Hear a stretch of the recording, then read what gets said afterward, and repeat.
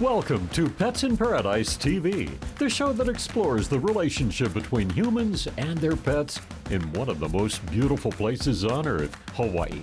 Here's what's coming up in the next half hour. We'll witness how it took 2 animal trainers to help this dog overcome his social fears. Earth dog is a growing sport. Find out if it's right for your dog. Then, we'll learn how size doesn't matter when it comes to herding cows. Plus, we'll learn all about the Labradoodle, and it's all about the breed. Pets in Paradise TV starts now.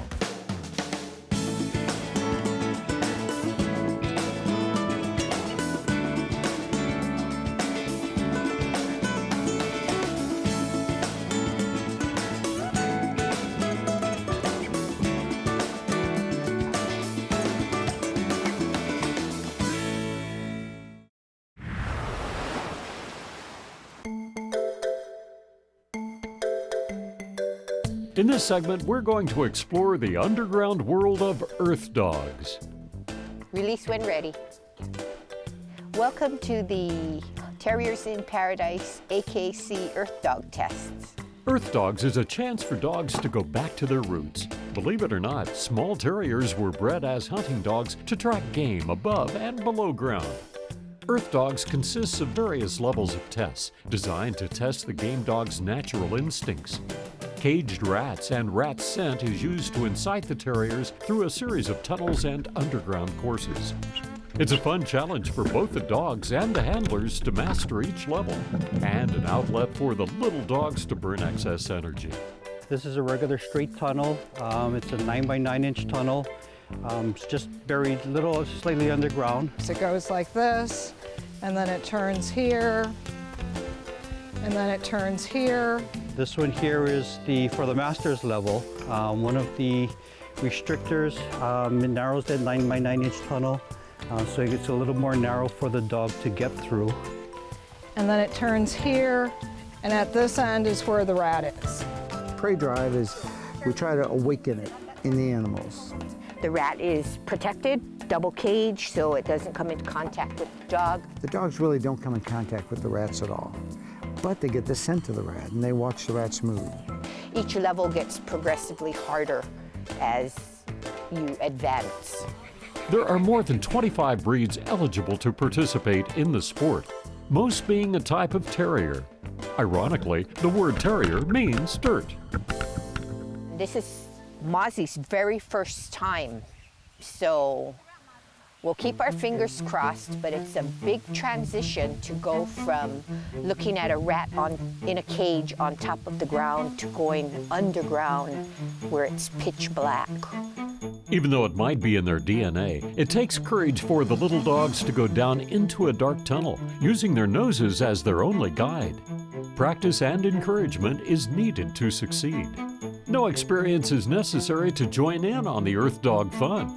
There is an introductory course aimed to ease the dog and handler into the game, mostly so the dog can understand the concept of entering tunnels and working the rats. The handlers are often encouraged to stand by the entrance of the tunnel so the dog feels safe to enter. And there are often windows along the way to check on your dog as they make their way through the tunnels and dens. Hi, this is Ollie, Oxenfree. She's a Jack Russell Terrier, and she's just hitting 6 months old, and she is going to be a Earth Dog today for her very first time. Release your dog when ready. Most teams need practice before moving their way up the ranks, but there's always the exception when a new dog takes to it right away.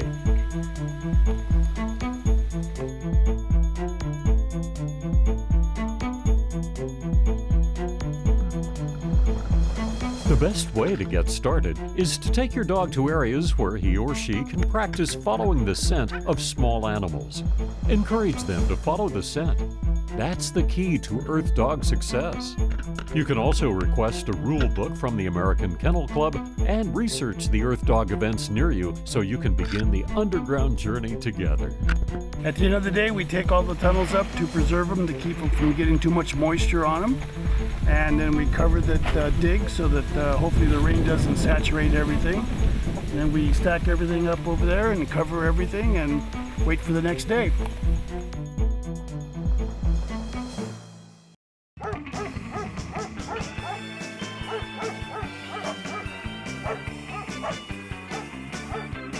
Everyone knows that some dogs can bite really hard, but a dog's bite can't compare to other members of the animal kingdom. Which of these have the strongest bite? A great white shark, a hyena, or a crocodile? If you guess a crocodile, you're right. Their bite can generate a pressure of 3,700 pounds per square inch, compared to 1,100 for a hyena and a meager 625 for a great white shark. Where does a dog's bite come in? It hardly makes the list at an average of 325 pounds per square inch. Now more Pets in Paradise TV.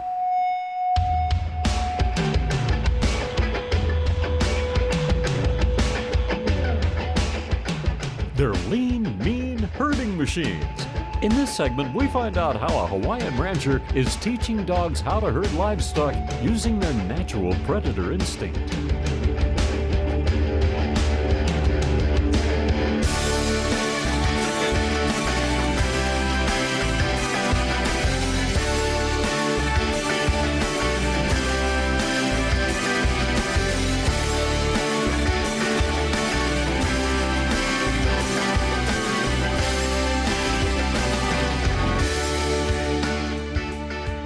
Because you can use a predator-prey concept to work your livestock, it's a lot easier for the dog to go out and maneuver through the brush and through the rocks than it would be for us to walk on foot or on a horse. The value of these dogs, to me, it's one dog is worth 10 cowboys. Abe Gonzalez is an expert at training any breed and any size dog how to herd animals. Here are a few tricks of his trade. The first thing I'm going to do is I'm going to teach her to down without bending over. As you can see, she's already giving in a little bit. So I'm going to ask her down, down. And what I do is I'll put pressure on the rope and hold them down till they submit. Good girl. See, this is what I call lunging. I teach the dog to follow. Get over, get over, get over. Besides burning energy on the dog, is I'm trying to teach her to direction. So as time goes on, when I'm asking her to chase, I'm going to give her a right command and a left command. And what I'll do is I'll just move it around and let them chase it till they're tired. And then once you see them start to want to lay down, then that's when you start controlling and commanding. Abe teaches these same concepts and begins controlling and commanding dogs at a young age. And like with most pups, the first few minutes I allow them to just kind of get their spunk out, and then we'll try to go to work from there. Okay, walk up, steady, walk up, steady, walk up, walk up. Good girl, get around. If you see how her style is, she's more of a stalker than a chaser. Back, back, over, over. Good girl.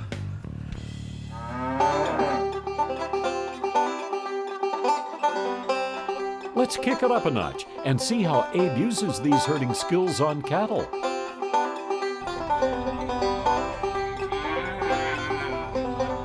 Right now, I'm just trying to teach her where she can walk up and be able to move these cattle quietly. Back, back. See, this is considered a head dog because they always want to run to the head and stop them. So what I'm trying to do is I'm trying to teach her that she can work on both sides and be able to control our situation here.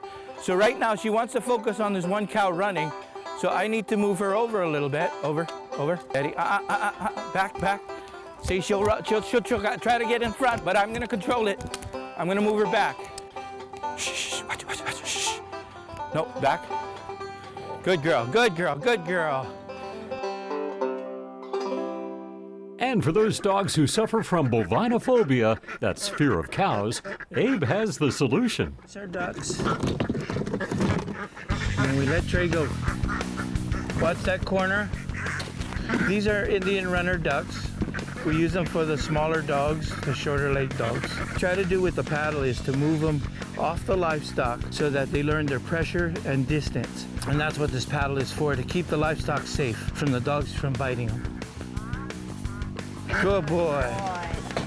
Bring him back. Abe uses the dog's instincts as their strength. That's why even the smallest dogs can control animals 100 times bigger than they are. I actually have a Chihuahua on the Big Island. His name is Mocha, and he was working sheep. He can work sheep, he can work cows, mama cows, and I also had him working with me down at a feedlot, and he'd drive 30 to 40 head of cows, young cows, from pen to pen. And the majority of the cattle that he was moving ranged from 500 to 800-pound cows. Any type of dog will work as long as they have the heart and the right training and desire. Coming up, which one of these dogs is hypoallergenic? The Beagle, the Poodle, or the Labrador Retriever? So which one of these dogs is hypoallergenic? Well, actually, none of them are. It turns out that it's not the fur people are allergic to, but the dander on a dog's skin. The dander is released when a dog sheds, so dogs that don't shed much create fewer allergic reactions, like the Poodle, which is considered to be the most hypoallergenic breed.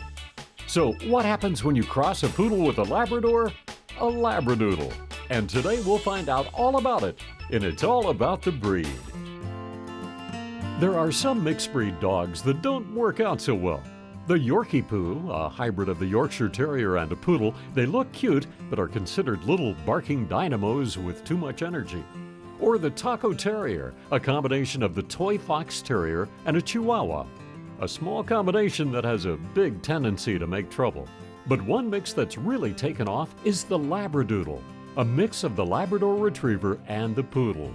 What you get is a very smart, family-friendly dog that has the additional benefit of being easy on people with allergies.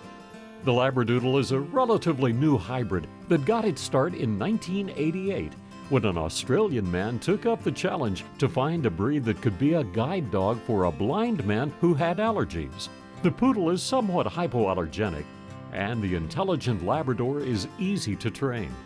The Labradoodle got the good traits from both breeds, and the man got the perfect companion.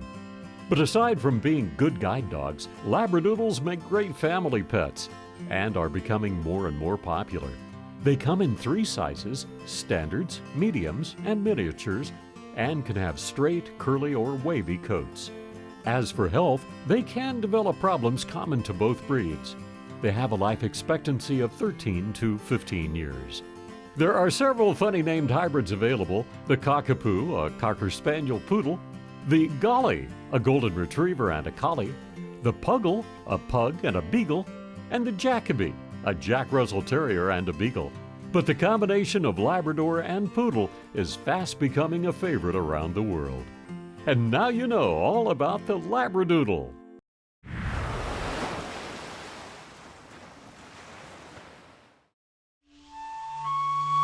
Meet Caesar. He's a 4-year-old mixed breed, but with a few behavioral issues. Caesar loses control anytime he sees another dog. In this segment, you'll see a miraculous change, thanks to some professional help. So this is Caesar's neighborhood, and this is our daily walk, and there's 3 pit bulls in a van that are barking at him, and any dog's gonna get a little apprehensive or nervous around dogs barking at him from a car. But Caesar might take it to a little bit more extreme. He'll flail, bite at the leash, jump, and we're trying to get him past that. When Caesar sees another dog, his main problem is he gets unpredictable and jumps up and tries to go at the other dog. And the reason he does that is because he's on leash. He can't flee the situation, and he can't hold his ground because the other dog might still be coming at him. And so his tactic is to jump up high and growl and hopefully keep the other dog at bay. It may look like Caesar is the aggressor, but believe it or not, Caesar is one of the nicest dogs you'll find, as long as he doesn't feel threatened by other dogs. When he is, he goes into survival mode, and that's when extra safeguards are needed. I've got a waist harness on for Caesar. He is so strong that the metal pieces on the leash can break off, and so I don't want to put anybody at risk if that happens while he's in the learning process. You notice I have him on a double leash. So if this leash fails, I've got a safeguard And if you notice, this leash is around his face so I can control his head movements better. And I've got it marked so it's easy for me to see which one is his head and which one is just around his neck, so that I have better control when he's out of control. So I've been working with dogs for about 10 years. Usually I've been able to train them to exhibit better behaviors, but Caesar's been my hardest case. I've never had a dog this difficult to work with and to figure out. The thing about it is he's a fast learner. I could see that, but I couldn't get him past a certain point of training. I'm a dog trainer, but Caesar's problems were extraordinary, and I needed to call in an animal behavioralist, so I called Wendy Ma. An animal behaviorist is someone who is certified to find the underlying cause of behavioral problems. Once the trigger is identified, the dog trainer can more effectively teach the dog the skills needed to learn healthier behavior. How you doing? How you doing? He's doing pretty good. He's still kind of... I was contacted recently by Nancy with a dog that she's been working with, Caesar, and the problems that she presented to me was that when Caesar saw other dogs, he would jump up, flail around, even at times try and bite her. But the weird thing was he would lunge up at some dogs and not others, and Nancy couldn't quite figure out what the problem was. So animal behaviorist Wendy invited Nancy and Caesar to participate in one of her group classes. If you know where your dog's trigger zones are... So she could carefully study Caesar's reaction to other dogs and hopefully identify the trigger that causes his wild behavior. I noticed in class Caesar was paying attention to all the other dogs around him, but very little attention to Nancy. And Nancy was paying very little attention to Caesar as well. Nancy didn't have much trust in Caesar for obvious reasons, and Caesar could feel that lack of confidence in Nancy. So I knew I needed to get Nancy and Caesar to build that confidence in each other and work as a team. So Wendy pointed out that I was looking at the environment more than I was looking at Caesar. I was trying to keep him safe around other dogs, but that took my attention off of him. And he was also doing the same thing. So she pointed out that we needed to form a better relationship as far as eye contact and attention to each other. Caesar, good boy. Caesar, good boy, Caesar. Good boy. Oh, that's a good boy. Wendy recommended to Nancy to change up Caesar's meal times. Instead of feeding him regular meals at home, she wanted Nancy to try feeding him while on walks and while around other dogs. So instead of worrying about the dog, he's looking for his treat. And since Caesar hasn't had breakfast or dinner, he's really motivated to look up and, get some of those cheese or chicken or, his breakfast. So now getting his food from Nancy is more important than any other distractions out in the environment. Practicing almost every moment on the walk on how to behave nicely. Which results in a strong bond and trust in Nancy. Because we want him less worried about the dogs and more interested in getting his reward for looking up at me.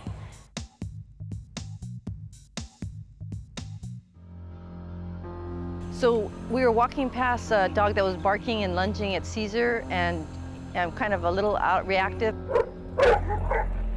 Only a few days of training, and Caesar is already showing marked improvement. So due to the training I've done with Wendy, instead of being reactive to that dog, he walked calmly by. That's success.